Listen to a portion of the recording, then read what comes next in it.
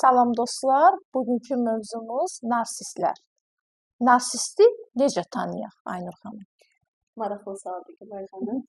Deməli, narsisti tanımaq üçün bir neçə əlamətləri sadalamaq istəyirəm. Birinci ondan ibarətdir ki, narsist özünü həddən artıq şişirdir.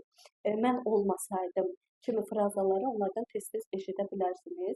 Digər halda, digər bir punktda isə narsist özünün uğurlarını, bacarıqlarını, var olan bacarıqlarını realdan daha çox şişirtməyə meyillidir. Digər halda empati bacarığından yoxsuldur. Yəni digər insanların yerinə özünü qoyub onların duyğularını hiss etməkdə çətinlik çəkir.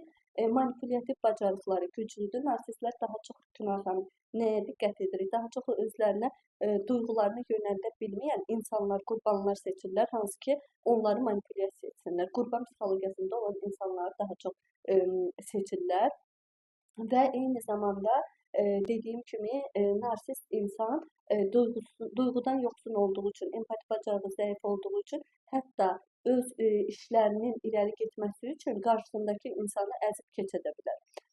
Bunlar adətən narsistlərə xas olan əlamətlərdir. Aynur xanım, narsist insanlar necə davranmalıyıq? Belə deyim ki, narsist insanı birinci onu qəbul etmək lazımdır ki, narsist insanı dəyişmək mümkün deyil. Buna görə biz onları dəyişmək yerinə biz birinci öz sərhədlərimizi qorumağı öyrənməliyik. Məsələn, siz qarşınızda bir narsist varsa ona deyə bilərsiniz ki, bu dediyim bu söz və ya etdiyim bu davranış mənim xoşuma gəlmir, bu məni incidir. Birinci halda çox normal şəkildə bunu ona deyə bilərsiniz. Əgər o bunu anlamırsa, daha sonra deyiş tərzinizi daha da sərtləşdirə bilərsiniz.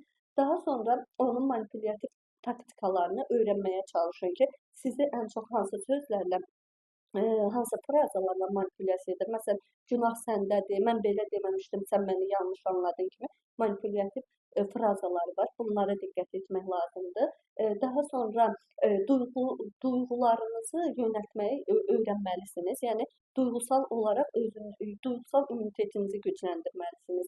Çünki öz duyğularını idarə edə bilən insanı başqalarının yönəltməsi çətin olur və eyni zamanda da sərhəd qoyursunuz və bir müddətdə onlardan məsafə qoyaraq uzaqlaşmağa çalışırsınız. Çünki siz onları dəyişə bilməzsiniz. Heç mümkün deyil. Bəli. Təşəkkür edirəm.